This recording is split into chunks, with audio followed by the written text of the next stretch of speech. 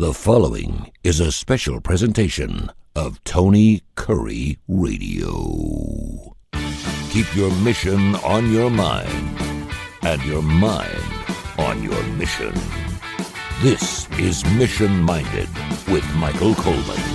Welcome back to Mission Minded. Keep your mind your mission your mind. He's Michael Coleman. He's the CEO of the Heart of Alabama Food Bank. I'm Tony Kurre. Been doing that radio thing for 4 decades.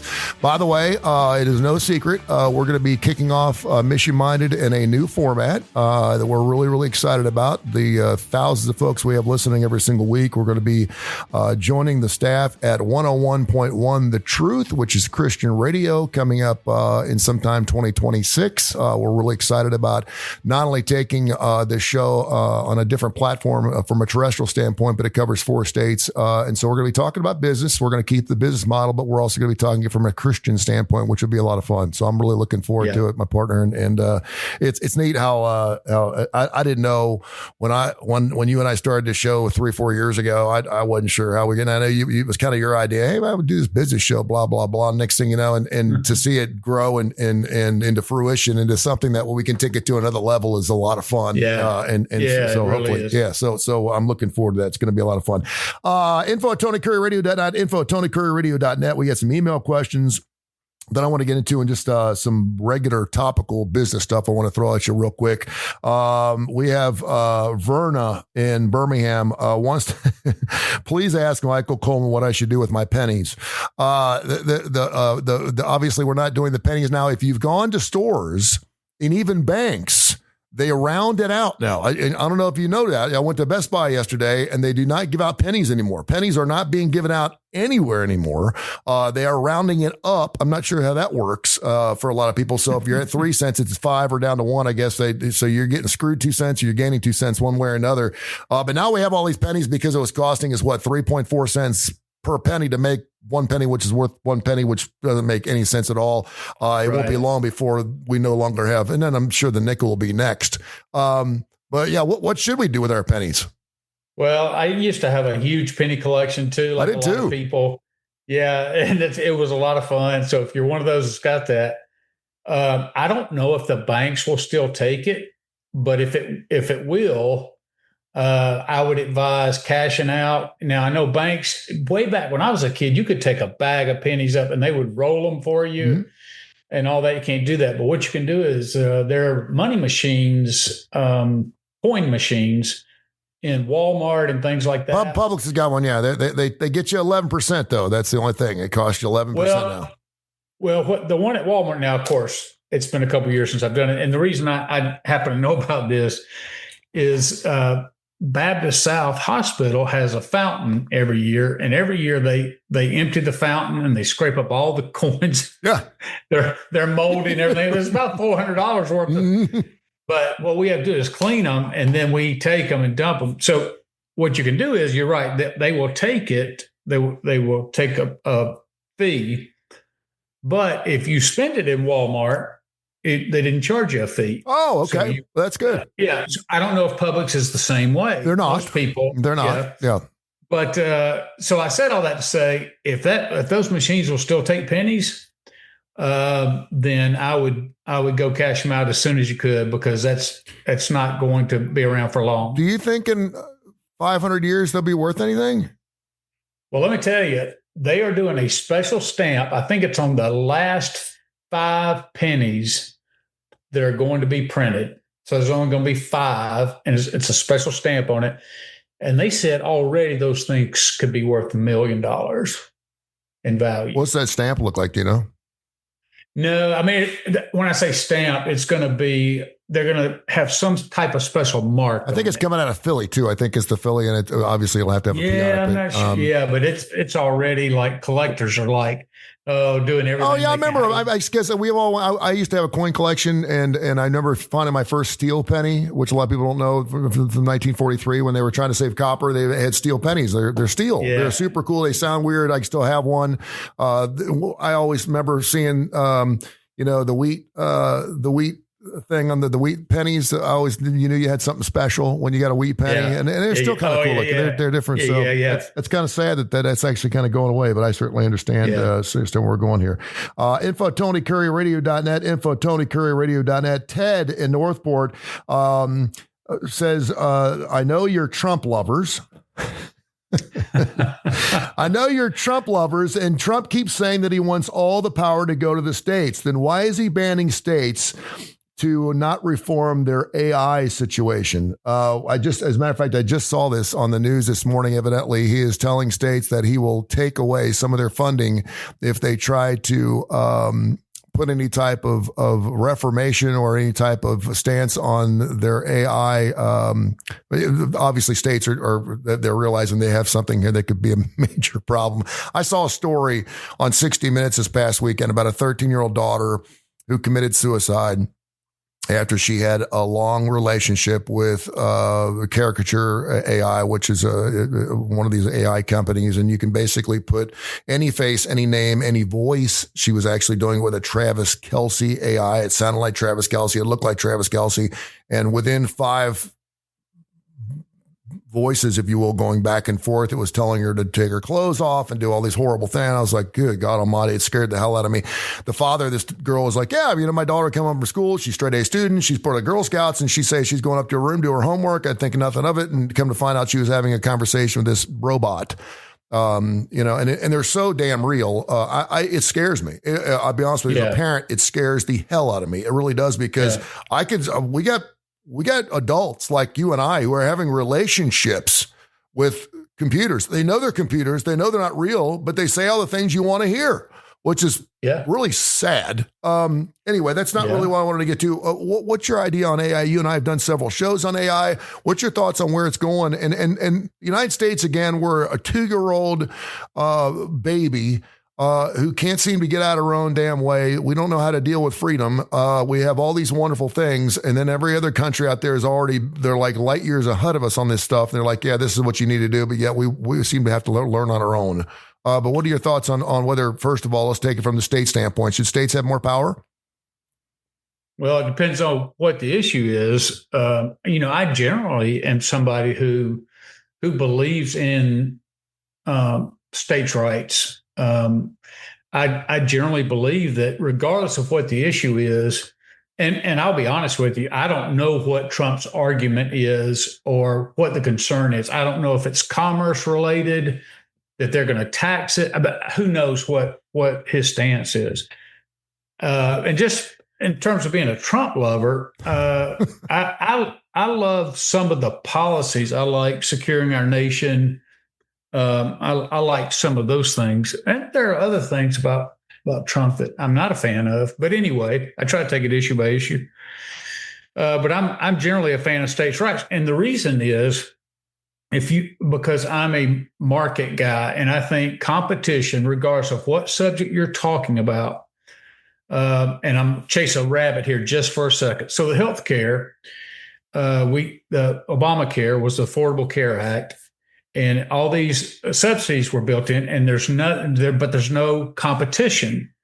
In Alabama, we know primarily you have Blue Cross Blue Shield.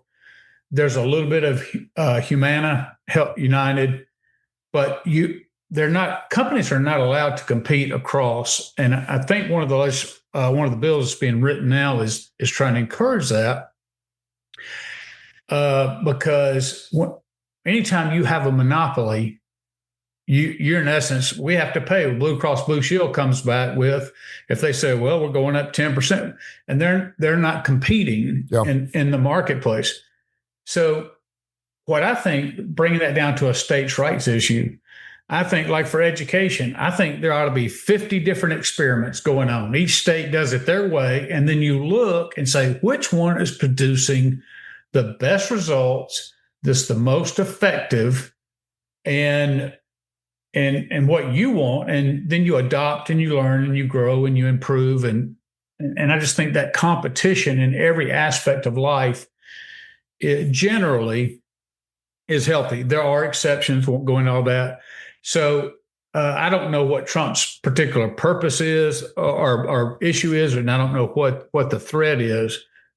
But I will tell you that every state is going to legislate AI, are going to try to.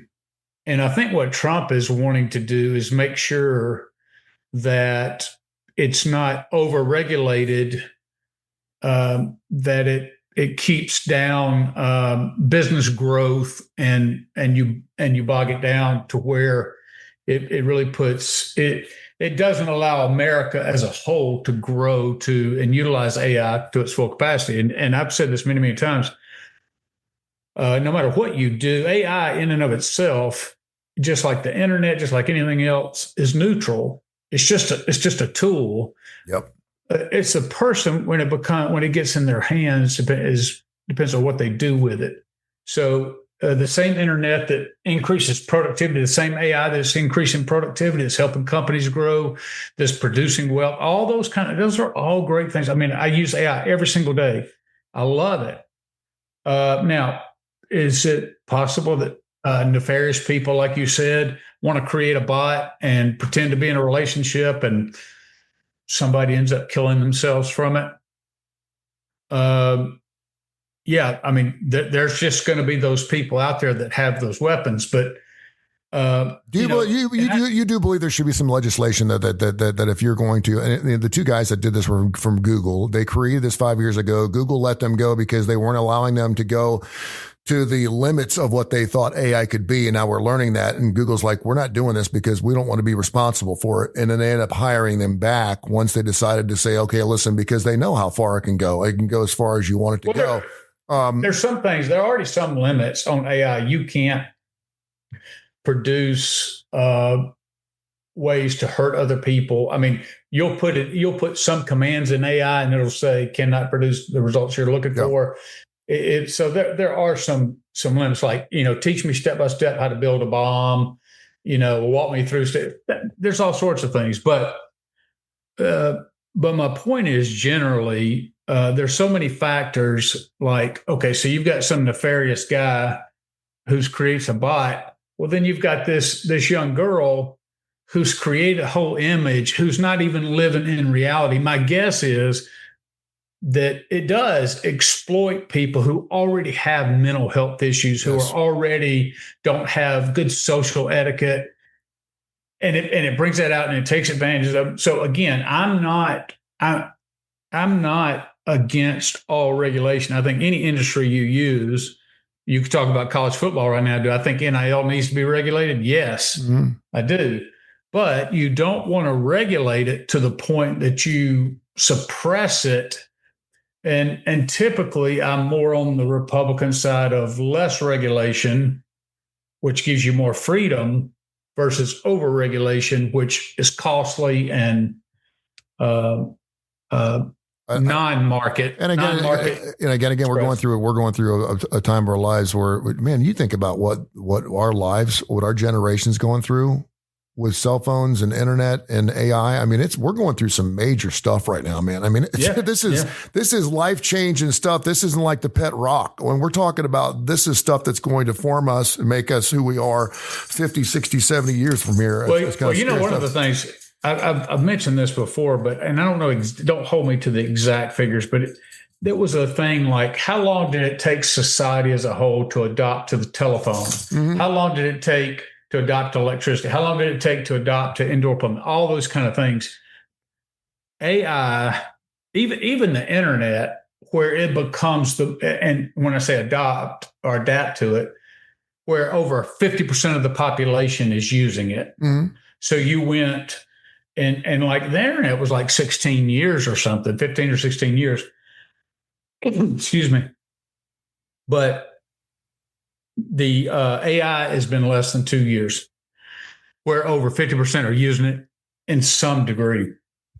And so the transformation of society with information, the internet, all that kind of stuff, it's rapid. So changes are becoming, everybody knows about it, can see it right in front of them, can adapt it, can play with it, can utilize it. So things are going to be coming much faster. And it's free too. I mean, a lot of people, it's a free thing. And like most things, just like, even like Zoom, it's not free anymore. I mean, eventually they're going to pay for it because they possibly can. Since we're talking about it, Australia just put a ban on anyone under the age of 16 getting on social media. What's your thoughts on that? I think that's probably a wise decision. I think when you talk about regulation, Alabama and many other states have outlawed phones in school. I think that is a wise decision. So again, we've learned that kids can't think and can't talk. I just asked somebody the other day, it was a teacher, and I said, what's the effect been on the phone? And it was like the lunchrooms are just as noisy as they were back when you and I were growing up, because everybody's head's not down looking at their phone. Good. So it'll prevent a lot of things like cyberbullying, a lot of those kind of things. And so I do think countries make, overall decisions, but I also, it says in our Constitution and that, I think it's the 10th Amendment about states' rights. So the struggle is always, is this a federal issue where the federal government comes in? So whatever the email, the guy who sent the email in, whatever's AI, as a country, is this something that needs to be done this calls in national security or national interest? Or should we give it to the states to say, you put whatever regulation on social media you want to?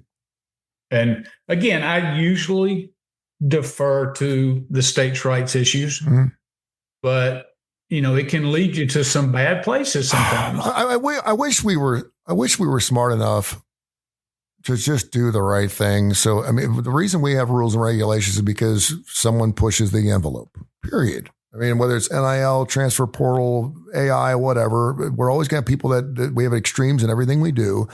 And like AI to me is just an amazing tool. It's such a wonderful thing. And I could certainly see where I could certainly see where a 13 or 14-year-old actually believes after a while that they're having a conversation with a real thing. I really believe that. Yeah. I mean, and these aren't kids that are mentally deficient or anything. They're normal kids. We have adults out there that they can't wait to get in their car at home or whatever on the way home to have a conversation with their chatbot.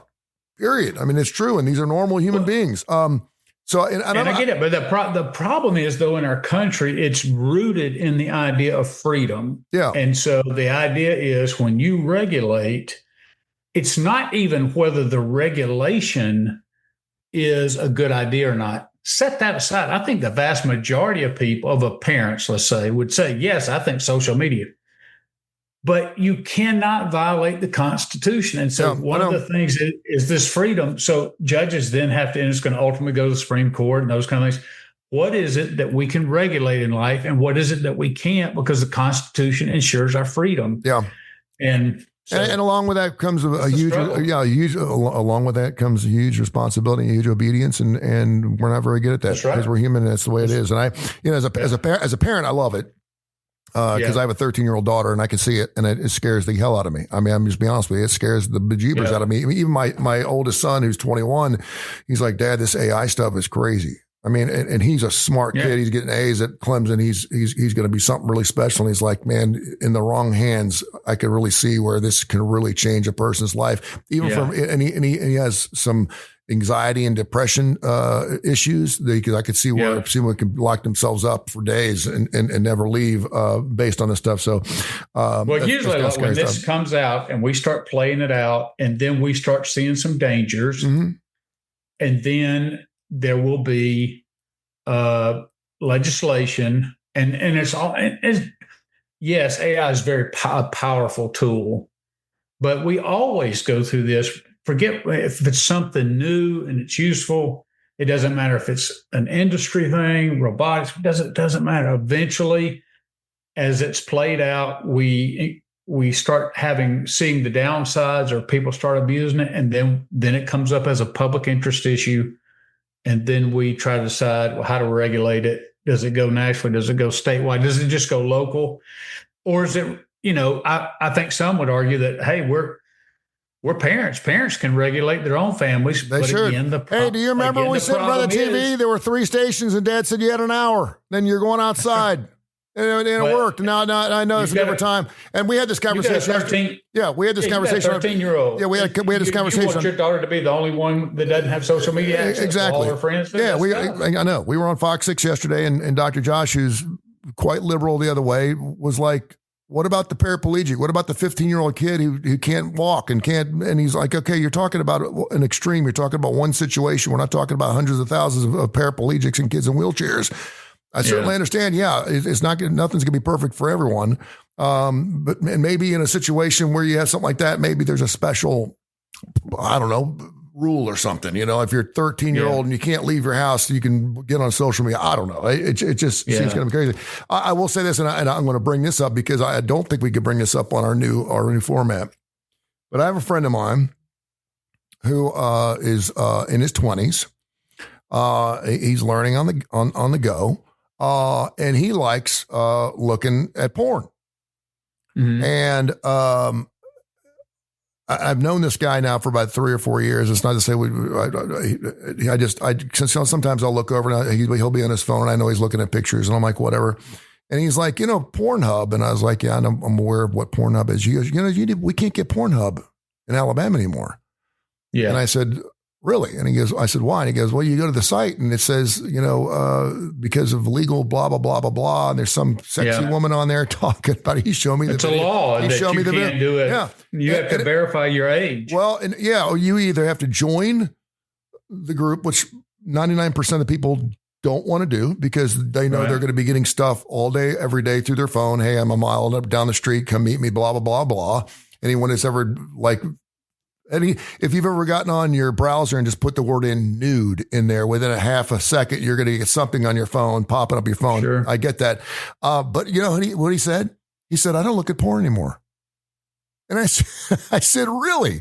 And he goes, yeah. And he goes, I would have thought, he goes, every morning I get up and I it's just something that's part of I go through my Twitter account. I look at some pictures. I do this, that, the other. And he goes, and because now that's not accessible to me anymore, I don't even want to go because I'm afraid, I don't want to go in some rat hole and have some viral thing hit my phone because I know how nasty it is. And I was watching it and I said, well, there you go. And you could tell he was kind of proud of himself. And I said, well, good for you. He goes, yeah. He goes, I used to spend a half an hour, 45 minutes every day, Googling girls' names or whatever, blah, blah, blah.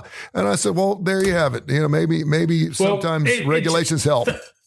Think about in our country, though. We tried that. When you talk about regulating morality, and I don't want to make this come across like I'm pro porn, but we tried prohibition back in the days, and that lasted a very short time, and then they repealed it, and so that's the part that we wrestle with is.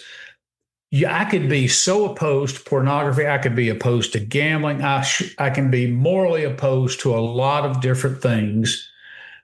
But in America, do I have the right to impose my value system on another person? And I think collectively as a society, sometimes we have a shared value and you can institute a law, and that can be like sometimes you'd have dry counties. I don't know how many dry counties still exist. My county, Lynchburg, Tennessee, where Jack Daniels is made, it's still dry. It's still, yeah, that's probably a good idea. Yeah, it probably is. But yeah, so it all matters what the issue is, what the context is. But I'm telling you, eventually, when you start butting up into people's freedoms and trying to determine what they can and cannot do.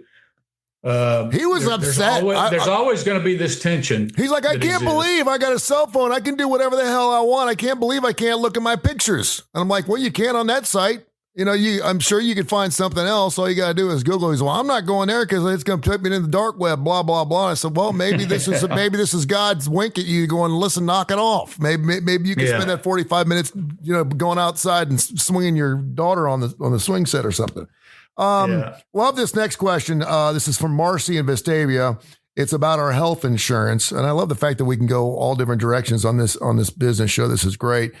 She said, I'm currently paying $200 a month for my health insurance through the Obamacare. I'm getting a subsidy of about $700 a month. She said, and I just went and pulled up my stuff, and my health insurance is going to cost $950 a month starting January 1st.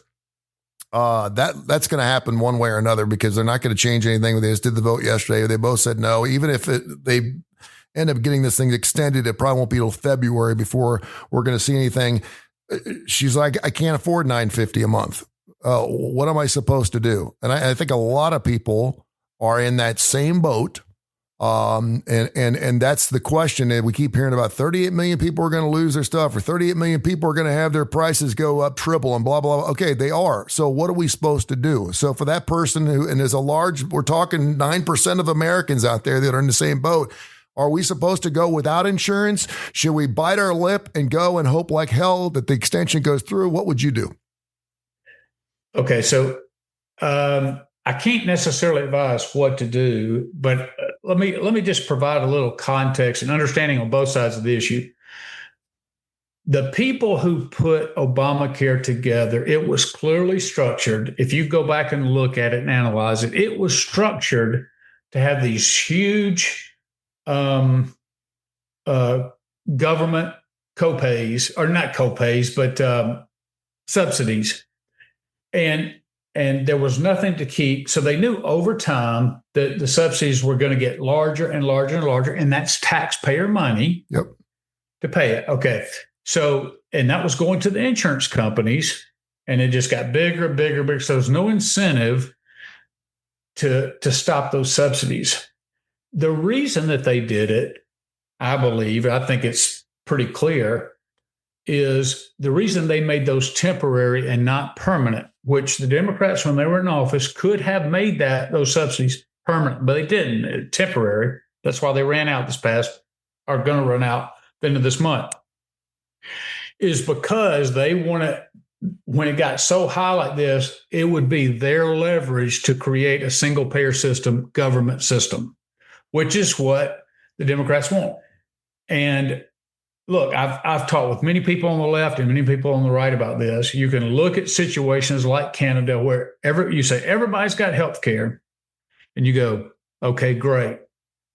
That sounds great, except when you need an X-ray or an MRI, because everybody has access to it. So the guy on the street who's not working, who doesn't care about life, he's just a ne'er-do-well, let's say. Mm-hmm. He's not doing anything in society.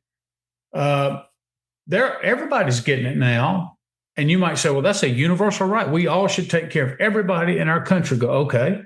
Well, that means that now when I need an MRI, I've got to wait 4 or 5, 6 months for an MRI, just for the MRI. And then that may lead to surgery, which is another 6. So people with a lot of money in Canada, they just skip that. They come here. And it's a less efficient. So yes, is everybody covered? Yes, but they raise taxes, so everybody's going to pay more, and so it's not a panacea. I'm not arguing for or against it. I was in military healthcare, which was a form of that, and it was limited how many doctors. So sometimes, like even with the VA now, you call up and you want to get an appointment, and there's not an appointment for 2 or 3 months to see a doctor. So now, in terms of this person who just emailed, more sympathetic I could not be towards your situation. It hurts my heart for you to know that, you have this subsidy and it's going to go away. And you're right, you can't pay it. Now, I think what the Republicans are trying to do, at least as I heard it listed out by John Thune and some others, is that they are trying to bring market forces, if they can, in here. And the idea was, and this was voted down because they have to have 60 to pass anything in the Senate. The idea is to give everybody a health savings account where you can get money, and then you shop the most competitive plans for what you want. Yeah. So as a younger person, maybe you just need a catastrophic policy. But maybe if you're somebody with health issues, you're going to need more care, more doctor's visits, whatever. But you've got 4 companies out there who can provide that care. And now there's competition built in because they're trying to get your dollars. Mm-hmm. So those free markets competition always drives down cost. I could just give you quick example. The first, my dad is an insurance agent, bought his first calculator back in the early 70s for $270. And now, you get them on your phones, but you can buy them at the store for $1. Mm-hmm. Competition anyway. So you bring in that and you reduce some of those barriers. And the idea is that people will have the ability to then shop and get their health care. And then when they go to one healthcare system, another thing that market forces do, when you go to one healthcare system because they're the fastest or the best or they get most bang for the buck, then the other ones are going to be forced to change to compete. Yeah. That's what I'm saying. Competition makes everything better. Now, unfortunately, that doesn't solve anything for this person right now. And I totally get what's going on. There are considerable amount of people who are going to lose this. Now, I will know that there were 5 Republicans who voted with Democrats yesterday across political boundaries to vote for the Democrats plan. What they wanted to do was extend the subsidies 1 year. Mm-hmm. And then once they did it for 1 year is to go back and then rebuild the plan, because right now the plan is just endless subsidies, more and more tax, more and more debt, without any real cure. The whole system was built on, the promises of, oh yeah, each family is going to save $2,500 a month and all that kind of stuff. And if you want your doctor, you can keep your doctor. If you like your plan, you keep your plan, all that. And all of that was let's just say not true, or turns out it didn't work out like it was promoted. Healthcare is incredibly expensive. It is out of control. I think the more government gets involved, and last thing I'll say about this universal healthcare, one of the things they're experiencing right now in Europe is this call for more euthanasia. I believe it's the 2 places it's legal is Norway and the Netherlands. But one of the things, so assisted suicide. And what we were talking about is ultimately if the government's in control and I'm 80 years old and all of a sudden I have something that's like, surely it's going to be very expensive and I only have a couple of years left anyway. And the government can decide, we're not going to cover that for an 80-year-old. We'll cover it for a 50-year-old. We're not cover. So they call them death panels. Yeah. So they authorize people to do assisted suicide. Well, now you got this 20-something-year-old who has severe mental health issues, and they're allowing people in their 20s to kill themselves with assisted suicide. So it's gotten very messy very quickly with that. So there's all of these moral issues. There's ethical issues. There's tax issues. Is it fair? I mean, the vast majority of people get it through the workforce. I get it. There's some people who can't get it through the workforce or can't get it through their own companies.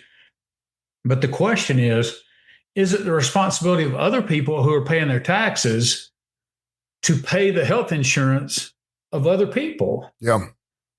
And I know that sounds, it's just one of the questions. So it's a huge, complex problem. It's weird and I'll speak because I'm self-employed and I never had to deal with this, and I'm dealing with it the same thing. My price is going to go up 5-fold, and so I'm at this point where I'm like, okay, I went 3 years without health insurance when I first got divorced because it was too expensive, and I was paying for my wife who had all kinds of issues.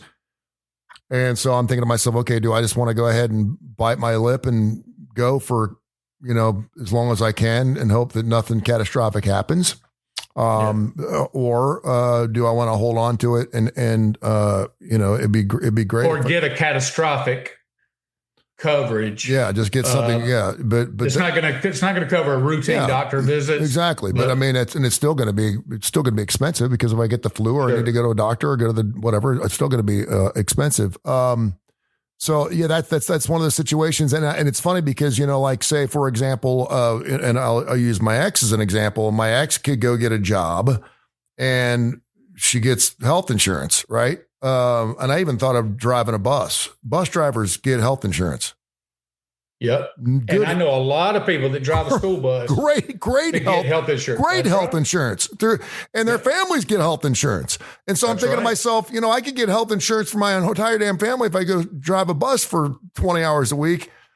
And that comes out to $30,000-$40,000 a year.